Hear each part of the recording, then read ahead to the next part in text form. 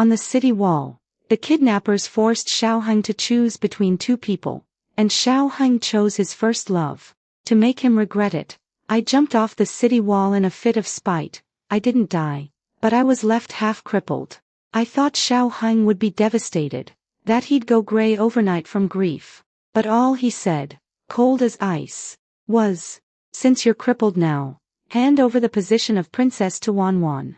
The day he married Song Wan, I died in bitter resentment on my sickbed, my useless legs crawling with rats and maggots. When I opened my eyes again, I had been reborn on the very day of that choice.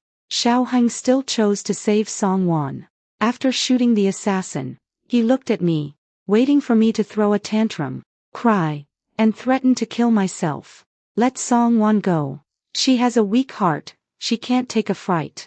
The moment Xiao Heng finished speaking, the kidnapper shoved Song Wan off the city wall. Xiao Heng launched himself from his horse midair, caught Song Wan, and held her tightly in his arms.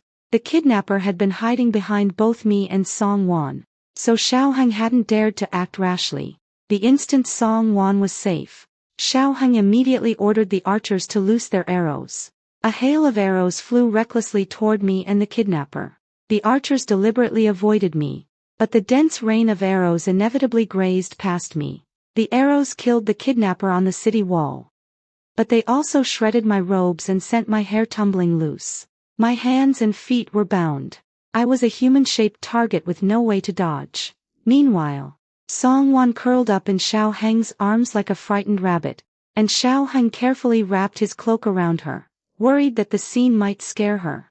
Finally, seeing that the tide had turned, the kidnapper leader grabbed me by the back of the neck to use me as a human shield.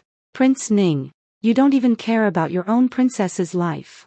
Before the leader could finish, Xiao Heng had already drawn his bow himself. The arrow aimed straight for the leader's throat.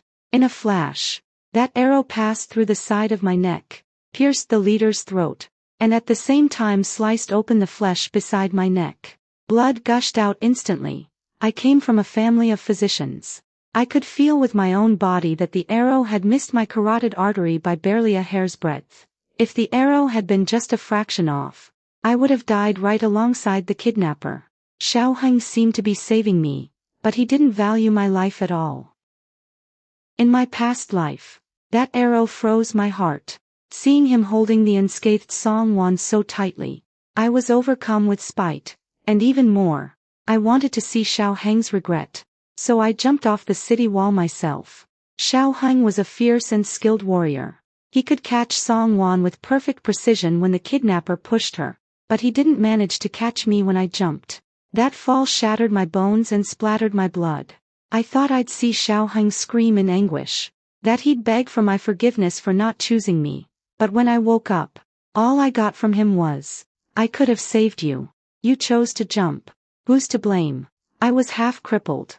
The imperial physician said I'd never leave my bed again, that I'd be tormented by pain for the rest of my life. I fantasized that Xiao Heng would go gray overnight from regret and kneel by my bed begging for forgiveness. But he just led Song Wan by the hand to my bedside and said, with cold indifference, "Since you're crippled, hand the position of princess to Wan Wan." I screamed in fury and resentment, and he coldly scolded me, "Lu Li, haven't you caused enough trouble? The estate will support you for the rest of your life. You won't go hungry." The estate had a new mistress, and the servants quickly shifted their loyalty. The day Xiao Heng married Song Wan, I died in agony in a pavilion in the inner courtyard. The only ones keeping me company in death were rats and the maggots breeding in my rotting legs. When I opened my eyes again, I was back on that city wall, bound, on the day of the choice. The kidnappers had all been killed, and the soldiers were cheering for the prince's marksmanship. And under everyone's gaze, I looked as if I'd been violated by that rain of arrows, clothes torn, hair in disarray. I met Xiao Heng's probing gaze. He seemed to be waiting for me to throw a fit. Lu Li, was also the jewel of the Lu family, a general's household. This marriage to Xiao Heng was something I begged for with my father and brother's military achievements. Xiao Heng had originally favored Song Wan of the Marquis's household, but unfortunately, The Marquis's household was implicated in a corruption scandal and was stripped of their titles and punished. Xiao Heng couldn't marry his beloved, so he settled for me, who had thrown herself at him. Not long after our marriage, Xiao Heng took in Song Wan, who was of slave status, into the estate. Song Wan had a weak heart and was always clutching her chest like a delicate beauty, which made Xiao Heng worry endlessly. I thought Xiao Heng liked sickly beauties, so I'd jump into the lotus pond every few days, or deliberately fall from a tree, using self-harm to win a bit of his favor. At this moment, Xiao Heng looked at me, expecting me to repeat my old tricks, cry, throw a tantrum, threaten to kill myself. But I just clutched the bleeding wound on my neck, cherishing my life, and calmly walked down from that dangerous platform on the city wall. Xiao Heng rushed over and blocked my way, looking uneasy. Just now on the city wall, I was really afraid you'd do something impulsive and jump. Xiao Heng knew my nature all too well. He knew I liked to use my life to win his attention, and so he believed he could trample all over my sincerity. I pressed my hand to the blood on my neck and sneered. Is your highness afraid I'd jump? Or hoping I would? Xiao Heng's expression darkened. What do you mean by that? Just because I didn't choose you, you dare to talk to me with such sarcasm? This concubine wouldn't dare. I was fully capable of saving both of you. Wan is frail and sickly, she can't take a fright. She's not like you, a spoiled young lady from a general's family. She only has me. Xiao Heng defended himself loudly, as if he felt guilty. In the past, I would have probably fought with him over this. But now, I just found the man's noise annoying. I lowered my head, demure and composed. Your highness's lesson is well taken. This concubine thanks your highness for saving my life. Xiao Heng froze for a moment, then reached out to check my wound. I lowered my eyes and turned slightly, subtly avoiding his hand. No need for your highness to worry. It's still an inch from my vital point. I won't die. Xiao Heng said. Send for the imperial physician to attend to the princess. It's all my fault. Song Wan spoke up with guilt. Your highness, you shouldn't have chosen to save me just now. The princess is your lawful wife. The princess is hurt like this. I could die 1,000 deaths and still not atone for it. As soon as she started crying, she clutched her chest and sobbed weakly. But just now on the city wall, after Xiao Heng chose to save her, she threw me one parting line. Princess, if we both fell together, guess which one the prince would choose to catch? In my last life. Her words ignited a fury inside me, and when I saw Xiao Heng catch her the moment she was pushed from the city tower, something in me snapped. I let my pride take over, and in a fit of childish defiance, I truly believed I could prove Xiao Heng cared for me by risking my own life. It ended with me crippled, and before I died in that past life, Song Wan came to see me one last time, dressed in her bridal gown. She smiled with smug satisfaction. Lu Li, I only provoked you on a whim that day. I never imagined you'd actually take it to heart. Now that your legs are ruined, the prince's manor is mine to rule. That twisted, gloating face of Song Wan's merged with the innocent look she wore now.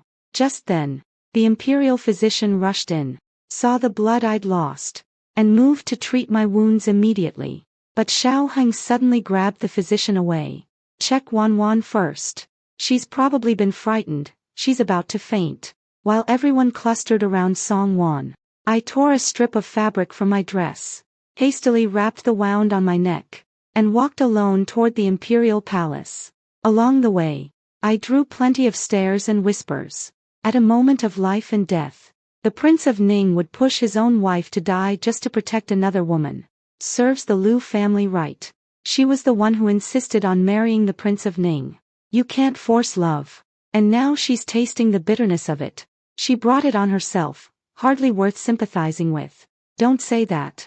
It's pitiful. Really, if I were the Princess of Ning, I'd have lost the will to live by now. Let them talk. I did bring this on myself, but I wouldn't seek death anymore. I wanted to live, healthy, dignified, and on my own terms. I pressed my hand against the wound, feeling the pain Xiao Heng had given me. That pain only made me more clear-headed. And so, disheveled but resolute, I made my way to the gates of the imperial palace. I had once tended to the Empress Dowager's health. If her headaches flared at night, I could enter the palace without a summons. But the guards at the gates still stopped me. Princess of Ning, to enter the palace and see the Empress Dowager, you must be properly dressed.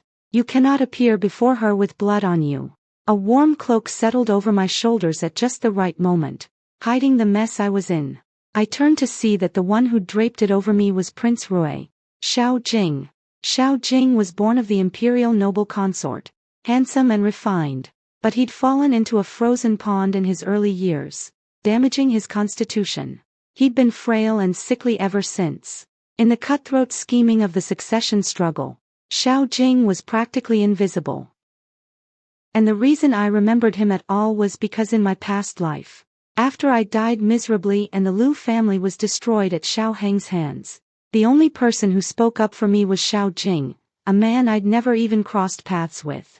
He accused Xiao Heng of killing his wife, but Xiao Heng said, Lady Liu threw herself off the city tower and died of her injuries. What does that have to do with me? Later, Xiao Jing stood before my grave, drunk and out of control, cursing me. Lu Li, you have no brain. To prove the sincerity of a rotten man's heart, you destroyed your own body. Utterly foolish. He was so angry he vomited blood, and weakly scolded me. I saved your life once, and this is what you do with it, throwing yourself away for a man. I saved you for nothing. He cursed viciously, and his fury made my unsettled ghost hang its head in shame. I couldn't understand when he'd ever saved my life. He was so angry, and I was truly afraid. But then I heard him weep. He knelt at my grave, clutching the headstone, and sobbed uncontrollably. I owed him one more thing. He'd had the Princess of Ning title erased from my tombstone, at least in death. I was free of Xiao Heng. Now, looking at Xiao Jing, I felt an inexplicable fear of him. The events at the city tower were already known to everyone, and I feared he'd scold me for not valuing my own life, just as he had in my past life. This sickly prince, when he cursed, was truly fierce. But Xiao Jing only offered me his own cloak against the cold. You cannot appear before the Empress Dowager improperly. Thank you for the reminder, Prince Rui. I bowed, and Xiao Jing's gaze fixed on the wound at my neck, where blood had long soaked through the makeshift bandage. I said, it's fine. Let the blood flow. Let it flow for all those nobles in the palace to see. The hand Xiao Jing had almost extended from his sleeve clenched and withdrew. His amber eyes dimmed, unreadable. With his nod of approval, the guards finally let me pass. I walked through the palace gates, then couldn't help glancing back at Xiao Jing. His silhouette was as straight as it had been when he spoke up for me in my past life, and as frail as when he'd wept at my grave.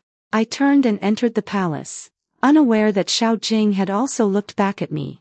I entered Yongshou Palace, knelt on the ground, and paid my respects to the Empress Dowager. As I moved, the wound on my neck was exposed, and the blood gave off a strange, fragrant scent. The Empress Dowager caught the smell and was greatly startled. A year ago, the Empress Dowager had been poisoned by an assassin sent by envoys from the western regions. A woman had been found to taste 100 poisons on her behalf, and it was through her that the medicinal herb mashing was discovered to save the Empress Dowager's life. After the Empress Dowager survived, the blood in her own body carried that same strange fragrance, and the only person in the world who shared that scent was the woman who had tested the poisons for her. It was you who saved me back then. The Empress Dowager suddenly understood, and personally helped me to my feet. Good child, why didn't you tell me? Back then, I had rendered great service in testing the poisons, but Xiao Heng had hidden my identity. He said the Prince of Ning's manor was already a target, and if I, as his wife, drew too much attention, it would make him the object of jealousy and plots from the other princes.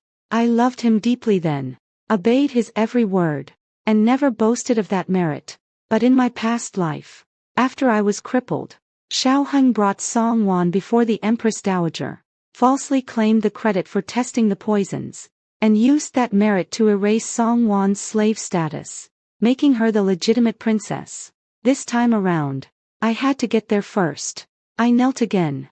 Empress Dowager, 2 years ago, I used the military merits of the Liu family to request your blessing for my marriage to the Prince of Ning's manor. Now, I wish to use the merit of testing the poisons to request that you permit me to divorce Xiaoheng, the Prince of Ning. The imperial city kept no secrets. The events at the city tower had already reached the palace. The Empress Dowager sighed. I will grant your wish. After the emperor's birthday banquet in 3 days, I shall issue the decree of divorce. I returned to the manor late at night. Xiaoheng was actually waiting for me. You went to the palace. I went to the Imperial Medical Institute to get some medicine from my teacher. My medical skills came from none other than Physician Yi, the head of the Imperial Medical Institute. Xiaoheng said. Physician Yi is a master of medicine.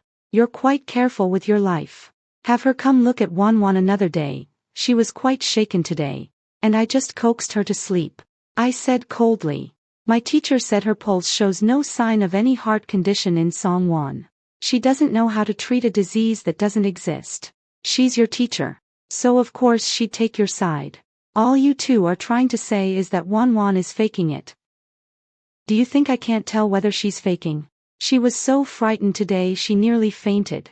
I listened quietly as Xiaoheng made excuses for Songwan, a man as shrewd as he was, yet willing to play the fool inside her deception. I suppose that was what it truly looked like when Xiaoheng loved someone. He had never seen such coldness in my eyes before. He softened his tone, volunteering an explanation. I spoke too harshly today. Don't take it to heart.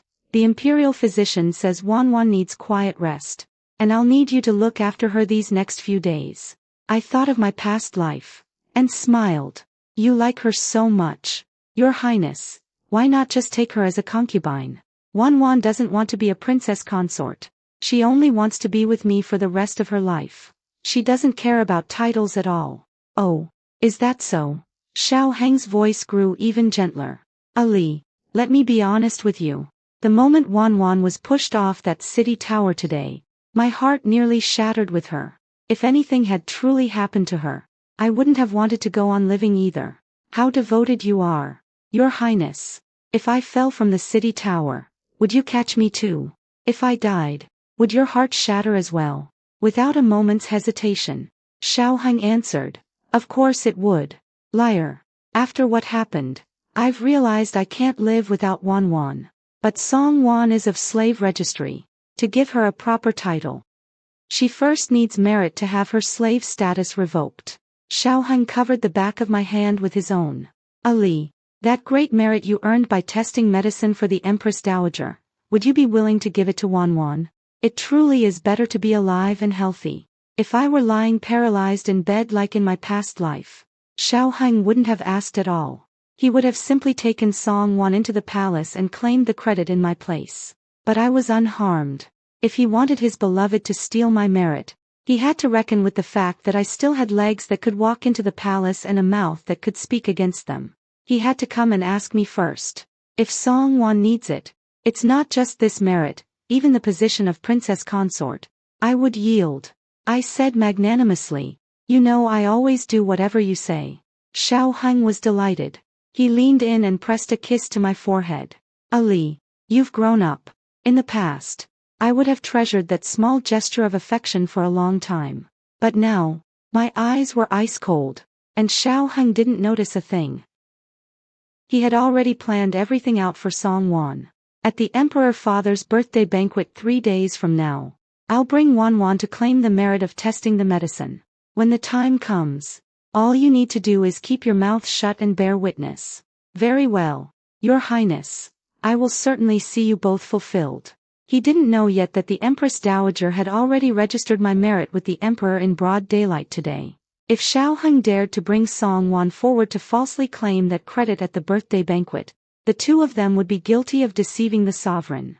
Xiaoheng was a prince. He wouldn't die. But Songwan, a slave registry criminal woman, daring to claim such a great merit falsely, that would be enough to have her entire family executed 9 times over. I hadn't died falling off that city tower, so someone else would have to be the one to die instead.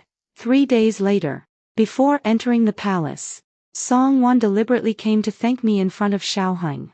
I am a woman carrying guilt upon my name. I never dared to hope for any title beside His Highness.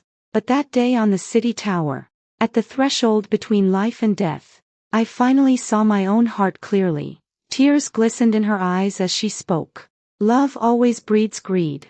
Song Wan is a woman of shallow fortune, but I am blessed to have His Highness's regard, and I thank the princess consort for her generosity. She tilted her frail body and bowed deeply to me. How proper, how graceful. One might almost forget that before her family's fall, she too could have aspired to the position of the Prince of Ning's lawful wife. In my past life, before entering the palace to steal that merit, Song Wan had come to see me alone as well. Back then, I lay paralyzed in bed, filthy and disheveled because the maidservants only went through the motions of caring for me. The moment Song Wan entered the room, she wrinkled her nose in disgust, a single gesture that carried more humiliation than 1,000 curses. She said, "Do you know what His Highness is taking me into the palace to do today? That merit you earned testing medicine for the Empress Dowager is about to become mine." At that time, the Liu family had been dragged into a case of embezzling military funds. The entire household was thrown into prison. I had planned to use that merit to beg the Empress Dowager to reopen the investigation into the Liu family's case. My only bargaining chip, and Xiaoheng had taken it to win Song Wan's favor. I fought back in fury, trying to stop her from entering the palace, but my paralyzed body stiffly tumbled off the bed. Song Wan watched my pathetic state, then suddenly spun in place, gracefully stretching her arms and legs. "Princess consort, in all the days you've been bedridden, I've danced for His Highness every single night. He told me he loves the suppleness of my body." She bent down smugly, using her finger to tilt my chin up. "In bed, His Highness also prefers a woman who is hale and hearty. You know he always likes to play his little games. A man who loves his pleasures won't be satisfied with a cripple who can't even take care of herself." It was only then that I learned Song Wan's heart condition had been an act, designed solely to win Xiaoheng's pity. "I faked my illness just to trick you into harming yourself. And I finally managed to trick you into jumping off that city tower and becoming a cripple. Lu Li, you're a sick beauty now too. But has His Highness ever once spared you a glance? Has he lain awake all night worrying over your injuries? Has he personally brewed medicine for you? Has he searched far and wide for famous physicians on your behalf?" "No," Song Wan gloated. "But he has done all of those things for me. Princess consort, your husband's heart belongs to me. And that great merit you earned saving the Empress Dowager, that's mine now too." She swept away in triumph. I howled and crawled toward the door. But my broken, rigid body couldn't even make it out of the room. I lay there in despair on the cold floor, enduring through the night, until an imperial decree arrived, a decree praising Song Wan for her great merit in testing medicine for the Empress Dowager, granting her merit to atone for her crimes, and bestowing upon her the title of Lady Jiacheng. The decree continued. The Liu woman is a cripple, and the Liu family's embezzlement case is firmly established. The Liu woman shall be demoted from wife to concubine. The Lady Jiacheng shall be elevated to princess consort, and a wedding date shall be set with the Prince of Ning. In a single night, Song Wan, daughter of a criminal house, stepped over me and claimed both title and status. When Xiaoheng truly loved someone, he would scheme for them with that level of thoroughness. This life, Xiaoheng was using the same old tricks. He just showed me a bit more respect. No, that wasn't respect. It was wariness. He made it look like he was asking for my opinion, but in truth, if I refused, he would find some way to make me relent. Song Wan remained in her bow, holding the posture. With such a formal bow, propriety demanded that the one receiving it step forward to raise the bower before they rose. I didn't move. I simply watched Song Wan bend her head low before me. Xiaoheng's expression soured. "Princess consort, Wan is still unwell." I smiled. "Your Highness, Song Wan is taking something that belongs to me. You're already heartbroken over a little bowing." Xiaoheng was struck silent. At that moment, Song Wan's steps faltered, and she swayed, with perfect precision, into Xiaoheng's arms. She immediately begged forgiveness. "Princess consort, forgive me. I am weak of body and thin of fortune. It is not a lack of sincerity on my part." I let out a cold laugh. You think a woman of such meager fortune can even bear the weight of a merit as great as saving the emperor's life? At the birthday banquet, after the wine had gone around 3 times, the princes and princesses approached the emperor in order of seniority to offer their birthday wishes. The married princes came with their lawful wives, and the princesses were accompanied by their consorts. At occasions like this, only the legitimate spouses were ever permitted to attend.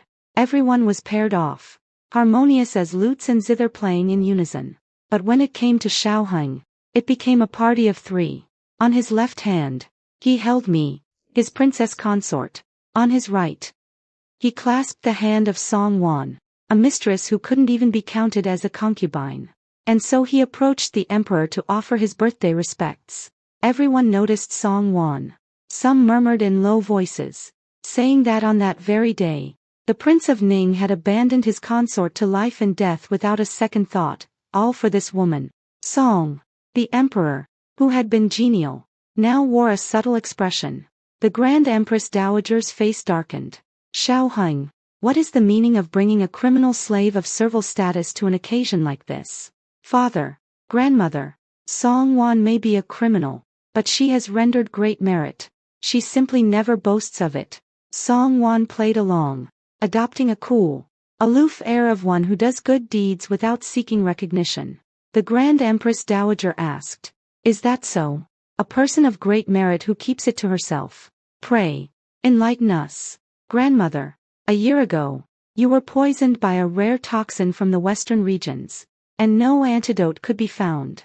Then a woman stepped forward and tested every herb under heaven for you. In the end, she identified the miraculous herb known as numb-scented grass, curing you of your grave illness. Indeed, there was such a matter, the emperor said. The woman who tested the herbs that day was by your side. Exactly. The emperor said this while looking at me, but Xiao Heng rushed to cut in. That woman was by my side, Song Wan. The emperor's expression flickered with anger. Xiao Heng noticed nothing. He was too eager to claim credit for his beloved. That day, when grandmother's condition was critical, it was Song Wan who stepped forward. She said she was a criminal by birth and willing to test the medicine for the Grand Empress Dowager. If she succeeded, it would be her redemption. If she failed, she would die for the Grand Empress Dowager, and die without regret. After the medicine succeeded, she did not fight for recognition. She never spoke of it. Xiao Heng continued. As you all know, a few days ago, bandits ran rampant, and I nearly lost Song Wan. After brushing with death, I finally saw my own heart clearly. So even though Song Wan is unwilling to take pride in her deeds, today I must proclaim this great merit before all. And I wish to beg Father for a boon, to release Song Wan from her criminal status and grant her a proper title in my household. He was utterly lost in his devotion to Song Wan, completely oblivious to the mortifying position in which he had placed me, his lawful wife. His princess consort, standing beside him. In the past, I might have been heartbroken and furious. But now, I simply watched Xiao Heng perform in silence. My anger could never shake Xiao Heng's interests. Only the emperor's wrath could. The more silent and composed I appeared, the more absurd and muddled Xiao Heng seemed by contrast. The emperor said in a low voice, "If this merit belongs to Song Wan, why is it all coming from your mouth? Let her speak for herself." Song Wan quickly replied, "Your Majesty, Grand Empress Dowager, the one who tested the medicine that year was indeed this criminal." The Grand Empress Dowager asked, "Your entire Song family was executed and your property confiscated. You bear no grudge against the imperial house, yet you were willing to test medicine for me." The Song family's crime was already pardoned by His Majesty's boundless grace. This criminal dares not harbor resentment. I only wish to save the Grand Empress Dowager, to atone for my sins. Well spoken, one who bears no grudge. A woman of great righteousness. After the Grand Empress Dowager praised her, she suddenly asked, "Let me ask you, when you tested the medicine to the very end, only 3 herbs remained. Which 3 were they?" That day, after testing 100 herbs, Physician Yi ultimately selected 3 mildly toxic plants: white thorn, brown crow, and numb-scented grass. Physician Yi intended to counteract poison with poison. Presumptuous. The Grand Empress Dowager said. You dare lie. Song Wan was already guilty at heart. Struck by the Grand Empress Dowager's thunderous rebuke, she dropped to her knees in terror. Physician Yi stepped forward. When it came down to the final 3 herbs that day, aside from numb-scented grass, the other 2 were ginseng and lingji mushroom. Song Wan immediately latched on. Yes. Yes. Yes. It was ginseng and lingji. I misremembered. The moment these words left her mouth, a wave of commotion rippled through the hall. Physician Yi scoffed. Ginseng and lingji are both highly nourishing substances. Why would they need to be tested for poison? Miss Song must have lost her wits, daring to claim such a merit before the emperor. Only then did Song Wan realize she had fallen into a trap. Xiao Heng's head whipped toward me. Song Wan wanted to claim the credit falsely, so of course Xiao Heng would force me to recount the details of that day clearly. But, who said I would tell them the truth? Song Wan's lie was easily exposed. Xiao Heng scrambled to salvage the situation. Father, grandmother, Song Wan is frail and has a poor memory. She must have made a mistake. That day, I accompanied her while she tested the medicine. I can testify that it was Song Wan who tested the medicine for grandmother. The Grand Empress Dowager said. Then tell me, what were the final 3 herbs? It was. Xiao Heng was stumped. Back then, the Grand Empress Dowager was gravely ill from poison, and it happened to coincide with Xiao Heng and Song Wan's reunion. Their old flames reignited, and they were inseparable, unwilling to waste a single moment apart. But with the Grand Empress Dowager still bedridden, Xiao Heng couldn't be too indulgent. The day I tested the medicine, he was out on a boat with Song Wan, lost in reckless passion. When he returned, my face had turned green from the interaction of 2 toxins in my body, pale, weak, utterly drained. Xiao Heng took one look at me and sneered that I looked like a female ghost. He covered Song Wan's eyes, afraid she'd be frightened. Later, when I found the antidote, Xiao Heng came to warn me not to speak of it. Isn't it just a few poisons you swallowed? You think that makes you some great hero? Then, with fresh indignation, I've won battles without half your arrogance. What do you have to be so proud of? But the battles he won were all backed by my Liu family army, my father and brothers strategizing behind the scenes. He had no right to be proud.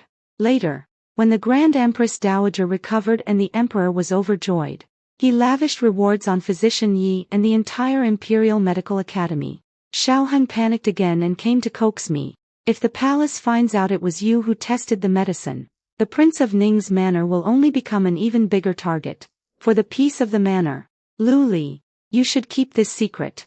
I was such a fool back then, obeying his every word. He was heartless to me, and now he couldn't even lie properly. What was it?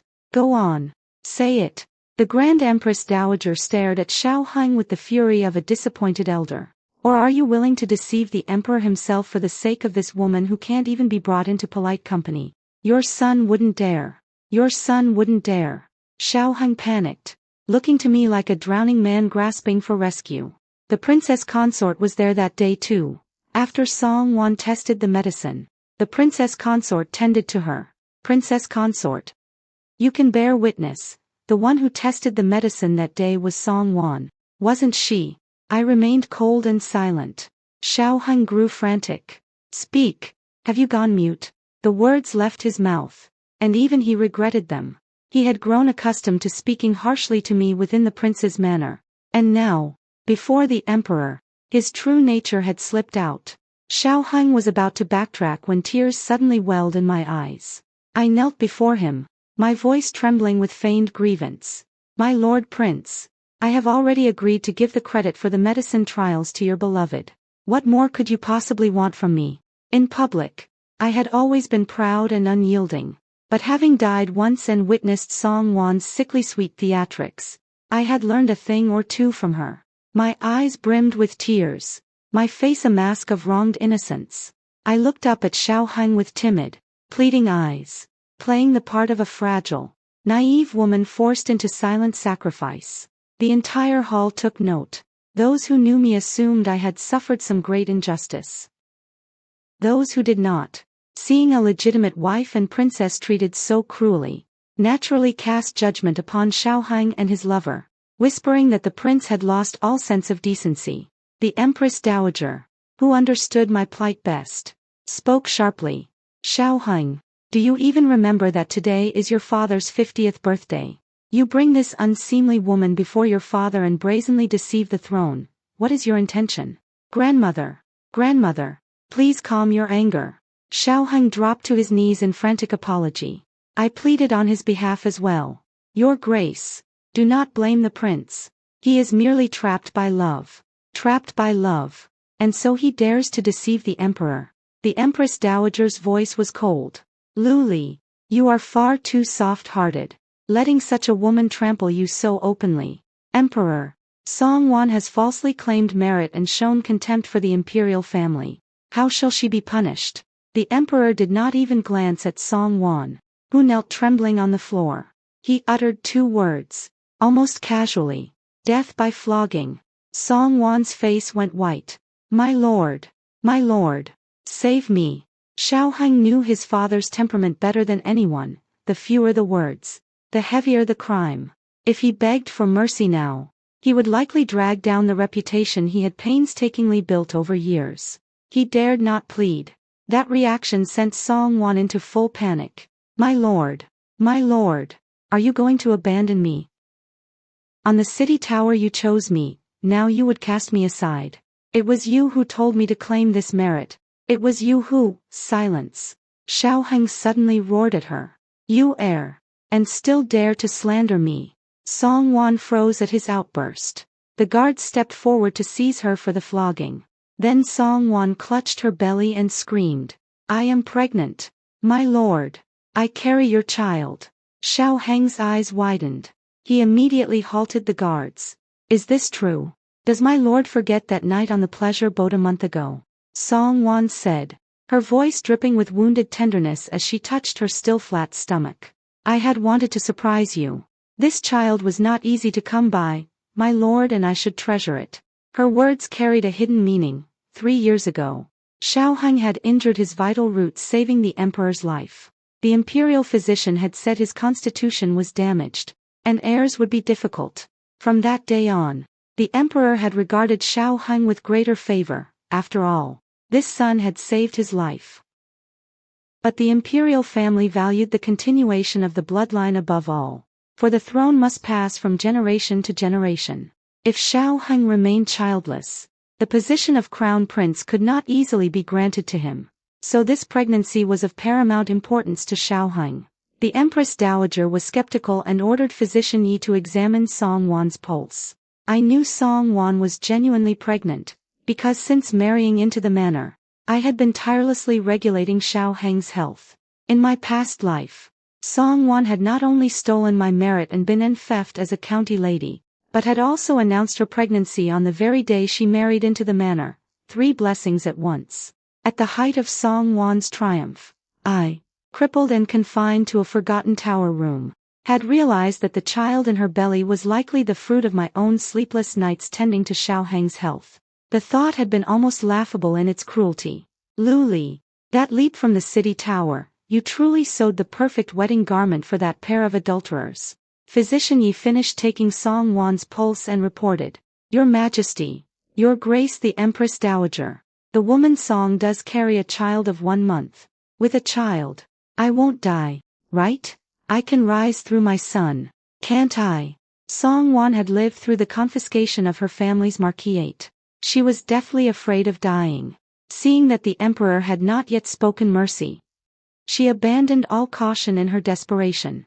My lord, if I die now, you will have no heir. You know your own body best. This child is your only bloodline. Only I can give you a son. I know you love me most. You said it yourself. You married Lu Li only for the support of the Marshal Lu family. With her, it was profit. With me, it was pure love. You spent 3 days and 3 nights with me on that pleasure boat. On the city tower. You chose me. Xiaoheng, was all of that a lie? Enough. Song Wan, frantic to survive, was about to expose every secret Xiaoheng had buried. He was furious. But constrained by the child in her womb, he could only lunge forward and clamp his hand over her mouth to stop her reckless rambling. Then he turned to the emperor and begged, "Father, in consideration of the imperial blood she carries, I beseech you to forgive her crime of deceiving the throne.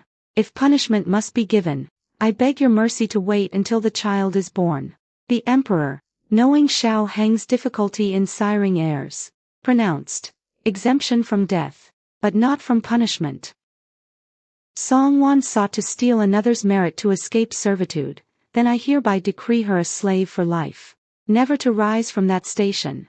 This imperial edict shattered Songwan's dream of rising through her son. Even if she bore 10 sons, she would remain a slave forever. Songwan had played her sickly, fragile role for so long, all to win Xiao Heng's pity and use him to escape her servitude. Now she was nailed to the pillar of shame as a slave for eternity. The blow was too much. Her eyes rolled back and she fainted. Xiao Heng immediately rushed to catch her. The emperor's gaze then turned to me. My father, fearing the emperor might hold me accountable as well, quickly stepped out from his seat to plead, "Your Majesty, Lu Li is the wife of Prince Ning. Since ancient times, the husband guides the wife. Whatever the prince commanded, she had no power to resist. I beg your Majesty not to blame her." With the Empress Dowager backing me, the emperor's look was almost kind. "Lu Li, you have rendered meritorious service in testing medicine for the Empress Dowager. As a subject, you have shown loyalty. As a granddaughter-in-law, filial piety. As a princess consort, you merely obeyed your husband's orders. What crime have you committed? Speak, what reward do you desire?" The Empress Dowager gave me an encouraging look, signaling me to boldly claim what I was owed.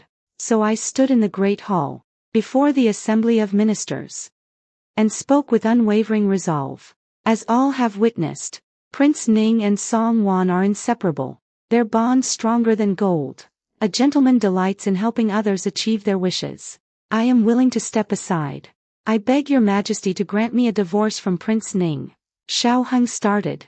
"Lu Li, what madness are you speaking? Your Highness, I have never been more clear-headed in my life. You spent every day throwing yourself into near-death theatrics just to make me look at you twice. And now you want a divorce. Is this your idea of playing hard to get? Your Highness, I apologize for all the years I clung to you."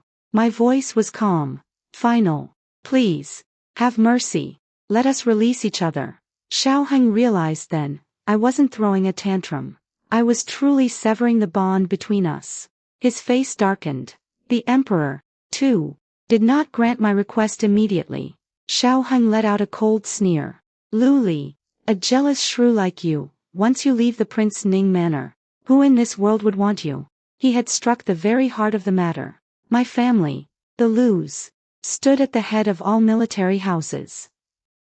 As the only daughter of the Lu family eligible for marriage, if I wed an ordinary official, the imperial court would inevitably grow suspicious. I could only marry into the royal family.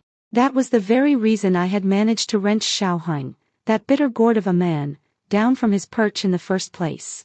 The royal house wanted to use marriage to reign in the military clans. A general's daughter marrying into the imperial family, it was an honor, but also a hostage in gilded chains. The emperor hesitated, and rightly so. No matter how great one's merits, they could never outweigh the emperor's own interests.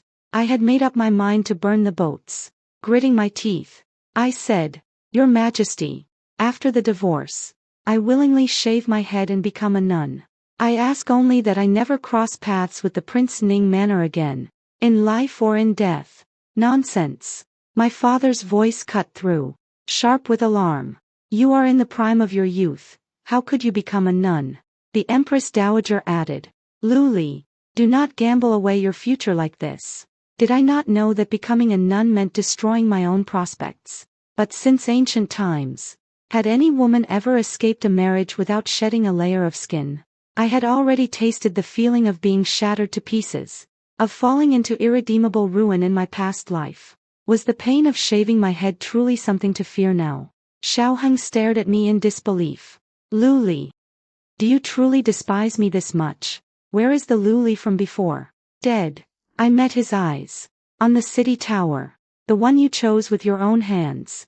Forgotten? That scene on the city tower had long since become the talk of the capital. It was only at this moment that a sliver of genuine guilt finally surfaced in Xiao Hang's eyes. Why must you push things to this extreme? He demanded. Aside from being the Princess of Ning, you will never gain a better title. No royal prince will ever want a narrow-minded, jealous, discarded woman like you. Who says so? A warm, gentle voice cut through Xiao Hang's words. Everyone turned to look. Prince Rui, Xiao Jing, the one who never fought for anything, walked to the center of the hall and bowed deeply before the emperor. His voice was solemn as he declared, "Father, I am willing to take Lu Li as my wife." Xiao Hang started. "Xiao Jing, what business is this of yours?" Xiao Jing replied calmly, "I simply saw someone casting away a bright pearl for a fish's eye. I could not bear to watch such a pearl be buried in dust, so I thought to pick it up and hold it in my hands." My heart trembled. That bright pearl he spoke of, could it be me? Xiao Jing knelt with his back to me, and I could not read his expression. The emperor's brow relaxed. He only needed a prince to secure the Lu military family. He said readily, "Lu Li, are you willing to divorce Xiao Hang and remarry Xiao Jing instead?" I hesitated for 2 breaths. Whether it was my imagination or not, during those 2 breaths, Xiao Jing's figure seemed to grow thinner, like a pine tree slowly withering. I am willing to marry Prince Rui. Like a withered tree meeting spring, Xiao Jing's spine straightened, full and proud once more, as if a pine had come back to life. By the time the birthday banquet ended, it was nearly dusk. I now held 2 imperial edicts in my hands, one for divorce, one for remarriage. Xiao Hang caught up to me. "Lu Li, you will regret this." I sighed heavily. "I already regret it." His expression loosened, and a flicker of hope crept into his eyes. I smiled and shook the 2 edicts in my hand. "I regret not divorcing you sooner. I should have kicked you to the curb long ago. You, how dare you?" Xiao Hang raised his hand to strike me, but his wrist was seized mid-air. Xiao Jing caught his wrist and shoved him away from my side. Xiao Hang had no guard up against Xiao Jing, that sickly weakling, and was caught completely off guard. He stumbled back 2 steps and landed flat on his rear. He scrambled to his feet, his face red with fury. "Xiao Jing, you'll always be picking up what I throw away." In that instant, I saw clearly the murderous intent flooding Xiao Jing's eyes, utterly at odds with his frail, sickly frame. And then he actually swung his fist, ready to beat Xiao Hang to a pulp. I quickly grabbed his arm. "Your Highness, mind your conduct before the emperor." Only then did Xiao Jing hold himself back. At that moment, a palace maid came to report that Song Wan had woken up in the side hall and was crying to see Xiao Hang. In the past, whenever Song Wan was mentioned, Xiao Hang's expression would soften unconsciously. But now, at the news of her, Xiao Hang's face twisted with genuine irritation. Mindful of the child in Song Wan's womb, he hurried toward the side hall. As he passed Xiao Jing, his foot caught on something, and he nearly went sprawling face first into the dirt. Xiao Jing calmly withdrew the right foot he had used to trip him. Xiao Hang erupted in fury, raising his fist to strike, but in the end, he didn't. He seemed to be waiting for me to stop him, the way I had stopped Xiao Jing. After all, this was outside the Zhengde Hall, with officials filing out one after another. One careless move and he'd be impeached. Xiao Hang looked at me. "Have you nothing to say?" "What is there to say?" I shot back. "I only remind my husband to mind his conduct before the emperor." "What are you to me now?" Xiao Hang laughed in sheer disbelief. "Lu Li, you are cold-hearted indeed." He flicked his sleeves and stormed off. Then, Xiao Jing turned around and reached behind my back, pulling out the hand I had been hiding, my right hand, already clenched into a fist the size of a steamed bun. A hint of playful amusement glimmered in his eyes. "And this is," I said, "if Xiao Hang had dared to lay a finger on you, this fist would have smashed into his face first." Xiao Jing said with perfect seriousness, "My princess, mind your conduct before the emperor." Ah, my cheeks burned. "What did you call me?" "My princess," Xiao Jing said, Only between husband and wife do people worry about the other acting rashly and making mistakes. Isn't that so? Yes. Xiao Jing suddenly let out a light, cheerful laugh. And my heart skipped a beat. No wonder Xiao Hang had fallen for the delicate, fragile Song Wan. Xiao Jing's birth mother had been the most beautiful woman in the imperial palace, the most favored consort. The emperor had been handsome in his youth, and the only prince born of their union, Xiao Jing, was radiant as wind and moon. Breathtakingly handsome. When he smiled, I nearly forgot who I was. I had thought I loved Xiao Hang deeply all these years. Turns out, I just had never tasted anything good before. With the imperial edicts backing me, I smoothly shed the identity of Princess Ning. 2 months later, on an auspicious day, I was married off from the Liu family once more. Before I stepped into the bridal sedan to the Prince Rui's residence, my mother clutched my hand and refused to let go. My father stood with a solemn expression, while my elder brother positioned himself behind me, a silent pillar of support. They feared Xiao Jing would become the next Xiao Hang. Before the wedding, my mother said to me, "This world does not permit a woman to remain unmarried, but marriage is wagering the rest of your life. You already lost that bet once with the Prince Ning's household. Who's to say how Xiao Jing will turn out?" Mother, lately I keep having the same dream. In it, I'm paralyzed in bed. The Liu family is framed and wiped out by Prince Ning, and when I die a miserable death, only one person gives me a proper burial, and only one person cries out for justice for my family. That person is His Highness, Prince Rui. Only then did my mother relax a little. Before I boarded the sedan, Xiao Jing performed a solemn bow, bidding farewell to my family on my behalf. On our wedding night, knowing full well that I had married him half out of circumstance and calculation, Xiao Jing spoke first. "You needn't worry. The Prince Rui's residence is quiet and spacious, plenty of room for you to do as you please. Treat it like a detached villa of the Liu family. Be as free and unrestrained as you like. If you're unwilling to be intimate with me, we can maintain a respectful distance in our marriage. I won't cross a single line." What in the world was he rambling on about with such a serious face? I leaned in and kissed him directly. Xiao Jing's face turned crimson in an instant, redder than the big red dates scattered across the bridal bed. "My prince, I truly wish to be your wife." Xiao Jing's expression froze, as if struck dumb. "When I fell into the water at age 6, it was you who saved me, wasn't it?" Before my rebirth, I had minimal interaction with Xiao Jing. We'd only crossed paths at formal occasions like palace banquets, never exchanging more than a few words. It wasn't until after my rebirth that I learned from Dr. Yi that Xiao Jing's frail constitution stemmed from jumping into an icy pond at age 8 to save a little girl. Xiao Hang had been standing on the bank at the time. Xiao Jing struggled to push the girl toward the shore, and Xiao Hang took over, pulling her to safety. After the girl was rescued, Xiao Jing, exhausted, sank to the bottom of the pond. Xiao Hang, who should have immediately called for help, stood frozen on the bank as if terrified out of his wits. Only when the guards discovered the situation did someone dive in to save him. By then, Xiao Jing had nearly drowned. Though Xiao Jing survived, his body was never the same. He became sensitive to cold and perpetually weak. And that little girl from back then was me. When I opened my eyes after waking, Xiao Hang cupped my face and said, "I saved you. How are you going to repay me?" And just like that, I repaid the wrong person. It wasn't until my previous life ended, until I heard Xiao Jing furiously berate him for wasting a life saving me, that the truth finally dawned. Xiao Jing clearly hadn't expected me to bring this up. "You only just found out." He actually thought I'd known all along that he was my savior, and still chose to circle around Xiao Hang. "You idiot! How was I supposed to know if you never told me?" I scolded him exactly the way he'd scolded me in my past life, unable to hold back my sobs. "Your Highness, you nearly lost half your life for me, yet you never said a word. Were you waiting for me to figure it out on my own? I'm so stupid. By the time I guessed the truth, it was far, far too late.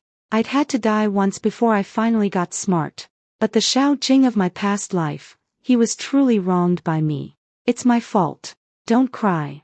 He reached up and wiped the tears from the corners of my eyes, then gently traced the scar on my neck with a pained expression. Suddenly, he turned and pulled a small box of ointment from beneath the pillow. "Tonight, we'll use this." Me. I stared at that box of ointment, and my own face flushed as red as a big date. I wasn't some untouched maiden fresh out of the boudoir. I knew exactly what wedding night ointment was for. I just hadn't expected Xiao Jing's topic to shift so fast. I still had a snot bubble of emotion stuck in my nose, and he was already thinking about that. "I'll apply it for you myself. Take off your outer robe." Xiao Jing said this while already opening the box. My eyes went wide with shock. "My prince, I never took you for this kind of man." "What kind of man?" "I just love that you're this kind of man." I slipped off my outer robe and sat cross-legged on the bridal bed, full of anticipation. Xiao Jing dipped his index finger into the ointment and reached toward me. I was just about to close my eyes and enjoy it when I felt that warm touch, gently pressed against the scar on my neck instead. My eyes flew open. Xiao Jing was carefully applying medicine to my scar. "This is a scar-repairing balm I had someone bring from the Eastern Hu. It can erase any mark. A woman always cares about her appearance. How could I let you keep a scar?" "So His Highness meant to apply this for me," Xiao Jing countered. "What else did you think it was for?" "Nothing. Nothing at all." "Ah, heavens above. I wished I could find a crack in the floor and crawl into it." On their wedding night, the Prince Rui watched his beloved princess turn as red as a big date, rolling back and forth on the bed, back and forth, crushing the peanuts scattered beneath the covers with every turn. As I rolled, something suddenly poked me. I reached under the blanket and pulled out another box of ointment. I held it up and asked, "Is this also for scars?" This time, it was Xiao Jing's turn to blush. He cleared his throat awkwardly. "And no, it's not." We stared at each other, then, as if by unspoken agreement, burst into laughter together. I pulled him into the bed curtains. Tonight's top priority was a thorough discussion of the proper uses of that ointment. The next day, I slept until the sun was high in the sky before waking, and no one had even called me. When I sat up, I nearly threw out my back. I'd assumed that since Xiao Jing was frail, I should simply do my best to keep pace. But it turned out that where it mattered, he was still plenty vigorous. Though the Prince Rui was clearly a novice, no sense of restraint whatsoever. I got up to wash and heard Xiao Jing shooting arrows in the courtyard. I leaned against the window, watching him with dreamy eyes for a while. Xiao Jing's porcelain pale skin gleamed like jade gilded in gold under the sunlight. The longbow moved in his hands with the powerful ease of a swimming dragon, and every arrow hit its mark. Though every shot struck the bullseye, I could still tell he was holding back somewhat. Each arrow carried only about 70% of its full force, and it took 5 full shots before he finally pierced through the target center. A man in peak health could have driven an arrow straight through it with the very first shot. In the end, his weak constitution was still a limitation. The prince never used to practice archery in the courtyard. He must be showing off for the princess. "The prince is mighty." The little maid's whispered commentary was loud enough for all to hear, practically announcing that Xiao Jing was strutting his feathers just for me.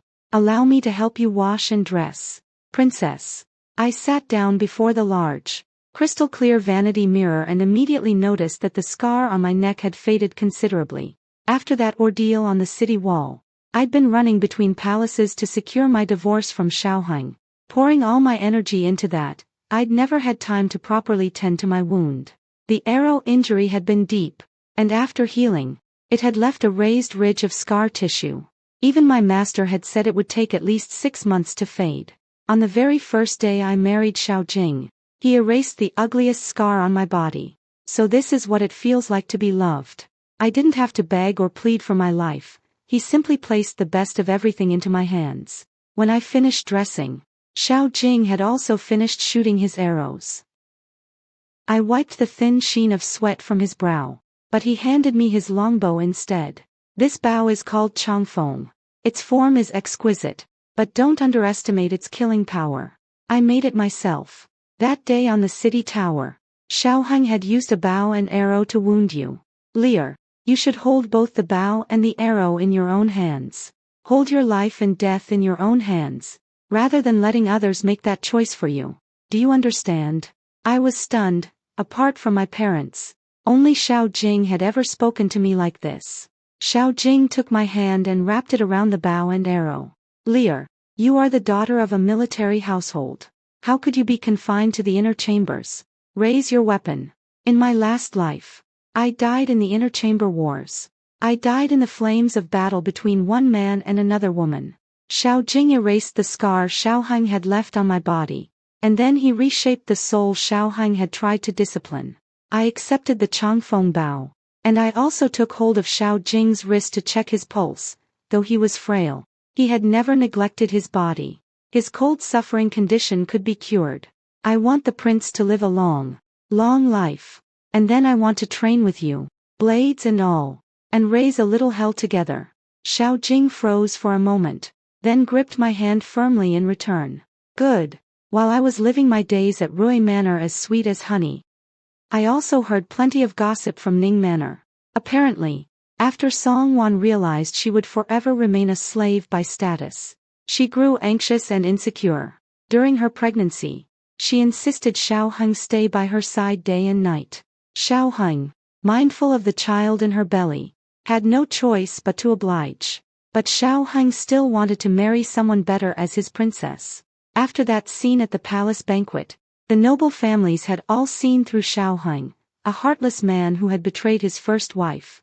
Unworthy of trust. Marrying Xiao Heng meant swallowing the soft blade of his wandering heart. And with his reputation in tatters, most of his support had scattered. His chances in the succession struggle had been cut in half. And his future looked bleak. No great family was willing to send their carefully raised daughters into the fire pit of Ning Manor. Meanwhile, since Rui Prince Xiao Jing had married, his health had grown stronger by the day. Where he was once frail and quiet, he now wore a smile every single day. The light of happiness in his eyes so bright it even caught the attention of the imperial consort, who was beloved by the emperor. The Rui prince had never fought for anything before, but once he started, the favored imperial consort became his greatest ally. That day I entered the palace and spoke with the imperial consort for a while. We clicked instantly, regretting we hadn't met sooner. Anyone with eyes can see the situation now. Xiao Heng has become half an abandoned piece. That man is vindictive to the core. Back then, he nearly cost Jinger his life. Now that he's fallen this far after the divorce with you, though it was his fault, he will surely pin every mistake on you and hate you to the bone. The imperial consort said to Xiao Jing, I'm afraid Xiao Heng won't let the Lu family off. Jinger, protect your princess. Before, your mother told you to sit on the mountain and watch the tigers fight. Now, it's time for you to enter the game. The imperial consort's guess was correct. At this time in my previous life, Xiao Heng had framed the Lu family for embezzling military funds, even bringing the vice minister of revenue as a witness, and had my father wrongfully killed in prison. In this life, he would surely use the same trick to turn the situation around. We needed to break through the vice minister of revenue, but Vice Minister Qin Yan was Xiao Heng's trusted confidant, their interests deeply intertwined. Qin Yan was also a cunning womanizer. Grabbing his wives and concubines wouldn't threaten him at all. He had 3 daughters at home. Years ago, mountain bandits kidnapped his eldest daughter and demanded a ransom, but Qin Yan refused to pay a single coin. In the end, his eldest daughter was thrown off a cliff to her death. How could such a cold, calculating man be turned? While I was racking my brains, Xiao Jing's men brought back a 7-year-old boy from outside. Qin Yan's illegitimate son, born outside his marriage. He only got a son late in life, and he dotes on the boy like his own life. To keep anyone from grabbing this weakness, the child has been raised in Jiang City, 100 li from the capital. Use this boy to threaten him, guess whether he'll be scared. I was stunned. My prince, how did you come by this information? Lear, Rui Manor isn't exactly helpless either. I gave the Rui prince a big kiss. With the hostage in hand, Qin Yan quickly caved. He begged us, saying his daughters didn't matter, but please don't hurt his one and only precious son. So when Xiao Heng grandly and loudly accused my father, Qin Yan turned against him before the emperor, counter-accusing that it was Xiaoheng himself who had embezzled military funds to raise private troops. When the fake accounts could no longer be maintained, he had framed the Liu family to take the fall. Qin Yan declared loudly, "The prince has done this kind of thing more than once." The emperor flew into a rage, stripped Xiaoheng of his princely title, and banished him to the remote frontier city of Songlin. As for Qin Yan, for his meritorious service in exposing the crime, he was demoted and exiled. At least his son survived. Xiaoheng had taken a heavy fall, but as long as he lived, I could never rest easy. Xiao Jing understood my heart and enlightened me. Do you know how the whole family of Song was wiped out back then? The Song family was to Ning Manor what the Liu family is now, deep, sworn friends. A chill ran down my spine. You're saying Song Wan becoming a slave-status orphan was Xiaoheng's doing? But he truly did love her. How could he? Love is love. But in the eyes of a man like Xiaoheng, how much is sincerity worth compared to profit? I understand. I'll make Song Wan the blade that cuts Xiaoheng down. When Song Wan was 6 months pregnant, I went to see her. She looked terrible, her face ashen, her body thin, with only her pregnant belly swelling high, like a withered tree trunk parasitized by a hornet's nest. I thought, having Xiaoheng all to yourself, you'd be living well. I spoke calmly, but Song Wan was easily provoked. Lu Li, are you here to laugh at me? Don't you dare. The child in my belly is the only bloodline Xiaoheng cares about. You'll never outdo me. I had already set my sights on the throne, but she was still trapped in the inner chamber battle over a man. Even though I had already left that battlefield, she still saw me as her imaginary enemy. How pitiful. At this point, I almost felt sorry for Song Wan. I didn't say a single harsh word. I simply handed her the confession letter Qin Yan had written before his exile. The letter detailed how, 3 years ago, Ning Manor's accounts couldn't make ends meet, so they used the frequently transacting Ho family as a bridge. The Ho family was accused of embezzling 500 taels of gold in military funds, but that shortfall had originally been on Ning Manor's books. Trusting the Ho family's goodwill, Xiaoheng diverted the disaster, and in a single night, the entire Ho family was convicted of crimes. His most beloved Lady Song Wan had lost her husband and her mother, reduced to a lone orphan bound to servitude. And then Xiaoheng appeared before Song Wan in the guise of a savior, making her cling to and fawn over the very man who had annihilated her family, treating him as her lifeline. From the private room came the agonized wails of Song Wan's weeping. And I knew, the plan had succeeded. The day Xiaoheng was banished from the imperial city, he took Song Wan with him, 7 months pregnant. As they happened to pass beneath the very city tower from that fateful day, Xiaoheng murmured softly, "If I had chosen Lu Li back then, would today's ending be different?" He regretted his choice, lamenting that it had destroyed over a decade of careful scheming. Song Wan stared coldly at Xiaoheng's back, so even his unwavering loyalty at that life-or-death moment had been tainted by his cold calculations of gain and loss. What affection was left between them? Song Wan pulled the hairpin from her head, its tail end shaped like a blade. She gripped the shaft tightly and, without a moment's hesitation, drove it straight into Xiaoheng's back. The blow sent him staggering forward 2 steps. When he turned around, the one who had stabbed him was Song Wan herself. He seized her slender neck. "Bitch, even you dare betray me." Her face flushed crimson from the choking grip, yet she smiled. "Xiaoheng, a man like you deserves death at every hand." Xiaoheng froze. "What do you know?" Song Wan said nothing, only wept, even in tears. She was still beautiful, but her tears could no longer stir the slightest pity in Xiaoheng. His smile turned vicious. "Good that you know. Saves me from pretending any longer." He wanted to strangle her, to choke the life out of this branded criminal woman tied to his name. But he also wanted the child in her belly. In the end, just before he could kill her, he flung her to his guards. "Tie her up tight and throw her in the carriage. When we reach Songlin, lock her away, keep her confined until she gives birth. You still want the child." A bleak smile crossed Song Wan's face. Then, with shocking resolve and strength, she snatched a guard's blade. Amid Xiao Heng's horrified roar, Song Wan drove the sword straight into her own swollen belly. The blade sank deep, deep enough to cleave the fully formed fetus in two. Song Wan hated Xiao Heng's bloodline.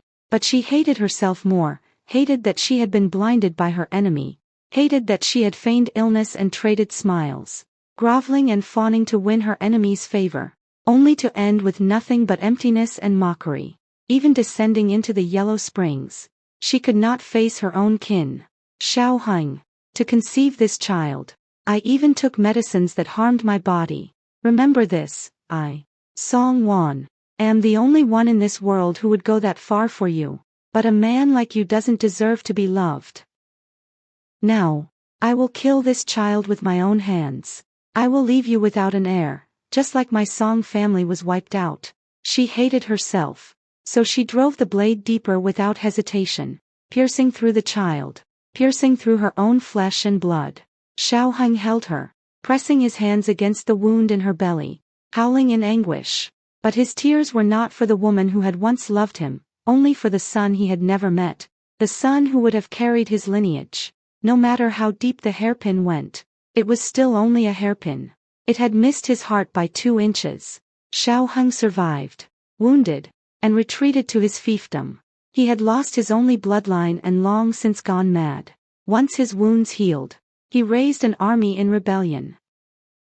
Over the years, he had amassed 50,000 private soldiers. Maintaining such a force required vast sums of gold and silver, so he embezzled from the court's disaster relief grain and frontline military wages. Now that his crimes had been exposed, he could no longer sustain his troops, he had to strike fast. The emperor fell ill from rage. Xiao Jing took command of the army, and I rode to war by his side. The rebel forces pushed all the way to Qizhou, the city nearest the capital, where the final battle erupted. The 2 armies were evenly matched, and Xiao Heng and Xiao Jing became locked in combat. Xiao Heng's strikes were vicious and ruthless, his hatred for Xiao Jing seemingly bottomless. Why won't you just die? You should have drowned in that cold pool long ago. You've clung to life all these years, stealing my throne, and stealing my woman. He slammed a fist toward Xiao Jing's vital point. Xiao Jing dodged with lightning speed, then twisted Xiao Heng's wrist in a counter-move. The crack of shattering bone rang out. Xiao Heng screamed in agony. Xiao Jing clamped a hand around Xiao Heng's throat. What you speak of, was it ever yours to claim? It's simply returning what was stolen to its rightful owner. Those words enraged Xiao Heng. He lunged in a desperate counterattack, and the 2 became locked in a twisted stalemate, each restraining the other. Xiao Jing gripped Xiao Heng's throat. Xiao Heng seized Xiao Jing's vital point. Who would win? Who would live? The choice fell to me. Bow in hand, I raised the Changfeng bow. The arrowhead aimed at Xiao Jing. Xiao Heng's face lit up with elation. Ah Li, you do still love me. I knew it. I knew you still loved me. I wronged you before, kill Xiao Jing for me. And once I take the throne, I'll make you my one and only empress. His confession never finished. An arrow tore clean through his neck. My aim at Xiao Jing had been a feint, nothing more, to lull Xiao Heng into dropping his guard, so I could kill him. Xiao Heng's words were choked off by the blood surging into his throat. He stared at me in disbelief. Xiao Heng, that arrow from the city tower, I'm returning it to you now. Blood poured from Xiao Heng's mouth, but he refused to accept it. Why him and not me? I gripped the longbow, so this was what it felt like to hold life and death in my own hands. It was exquisite. You never once chose me without hesitation. How dare you demand that I choose you? I coldly drew the Changfeng bow once more. This time, the arrowhead aimed at Xiao Heng's temple. Xiao Heng, you're standing in my husband's way. Safe travels. No sending you off. The arrow pierced clean through Xiao Heng's temple. This shot, I had rehearsed 1,000 times in my previous life. Lying paralyzed in bed, Xiao Heng died horribly on the battlefield. The rebels were subdued and surrendered one after another. For his merit in vanquishing the rebellion, Xiao Jing was named heir to the throne. A year later, the emperor abdicated in failing health, and Xiao Jing ascended smoothly. I was crowned empress. He refused to take concubines. claiming he was frail, impotent, too exhausted for the affairs of the bedchamber. Yet the one who begged me night after night for another round, I wonder who that could be. Strong as an ox. And still he plays the delicate invalid before me, claiming he lacks the strength and asking me to take the lead. In the first year of his reign, I bore Xiao Jing a pair of twins. The children were innocent and lovely, but they had inherited my restless nature, always causing a ruckus. Xiao Jing was forever sending Lin and Zhao off to the Grand Empress Dowager and the Grand Emperor, stealing a half-day of peace for just the two of us. I often found myself thinking of the other time and space, how Xiao Jing must have fared there, how lonely and desolate he must have been. All I could do was pour twice the love into this Xiao Jing, the one standing before me now. True hearts are rare in this world, so rare that it took my death to finally have a choice. To miss an entire lifetime, only to trade it for a love that could hold in this one. But the bitterness has passed, and the sweetness has come. Lu Li, from here on out, every remaining day of our lives will be bright and clear. The end.